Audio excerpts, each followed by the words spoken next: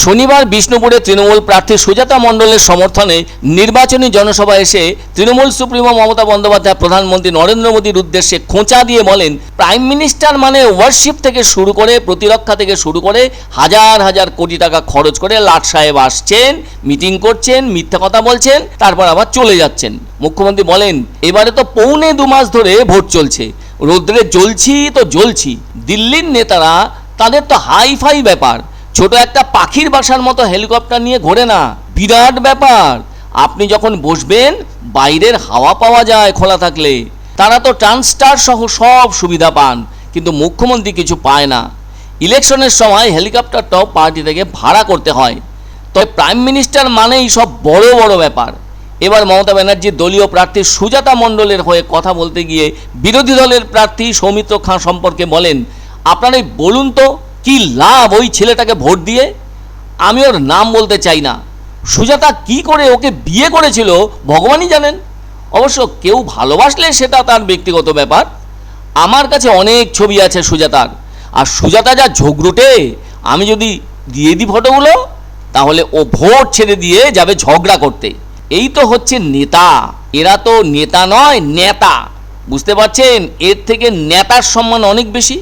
ওই নেতাকে ধুয়ে পরিষ্কার করে আমরা কি সুন্দর ঘর পরিষ্কার করি, আর এদের দিয়ে কি করবেন? তিনি অত্যন্ত কটাক্ষের সাথে বললেন, প্রধানমন্ত্রী কথায় কথায় বলে থাকেন তৃণমূল কংগ্রেস চোর। আগে তো নিজের চোরগুলিকে সামলাক। টাকা দেবে না বলে, বলো না চোর। তুমি টাকা দিচ্ছ না ইচ্ছে করে। ছাই দিয়ে কখনো আগুন ঢাকা যায় না। যতগুলো ক্যান্ডিডেট দাঁড়িয়েছে টাকা কম। এই যেটা দাঁড়িয়েছে এর কটা বাড়ি ঘর?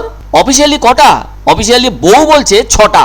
তাও আবার এখন সে আর অফিসিয়ালি বউ নয়, এখন আরও কয়েকজন আছে, কটা আমি জানি না, মানে অগাধ বলছে। তাকে নাকি জেতাতে হবে। সে জিতে কি করবে বলে কটাক্ষ করেন মমতা বন্দ্যোপাধ্যায়। লোকসভা নির্বাচনের প্রার্থী ঘোষণার পর বাঁকুড়া ও বিষ্ণুপুর লোকসভা কেন্দ্রের এক দফা সভাও করেছেন মুখ্যমন্ত্রী মমতা বন্দ্যোপাধ্যায়। বাঁকুড়া লোকসভা কেন্দ্রের দলীয় প্রার্থী অরূপ চক্রবর্তীর সমর্থনে রায়পুরে এবং বিষ্ণুপুরের দলীয় প্রার্থী সুজাতা মণ্ডলের সমর্থনে পাত্রসায়রে জনসভা করেছেন তৃণমূল সুপ্রিমো।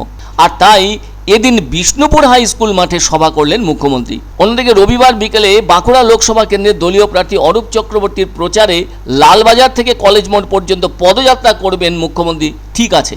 তবে এ ব্যাপারে বড়জোড়ার বিধায়ক অলোক মুখোপাধ্যায়ের মন্তব্য, বিজেপির জুমলাবাজি স্পষ্ট হয়ে গেছে মানুষের কাছে। এদিকে রবিবার দুপুরে বাঁকুড়ার ওন্দা ব্লকের নিকুঞ্জপুর হাই স্কুল মাঠে আসছেন প্রধানমন্ত্রী নরেন্দ্র মোদী। উনিও জনসভা করতে আসছেন।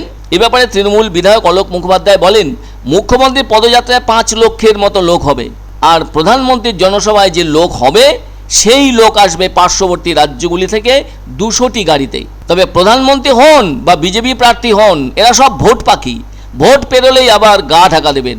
আর মুখ্যমন্ত্রী তো বারবার মানুষের জন্য উন্নয়নের ডালি নিয়ে আসেন, আর তাই সেজন্যই বাঁকুড়ায় উন্নয়নের ডালি নিয়ে হাজির হয়েছেন বলে জানান অলোক মুখোপাধ্যায়।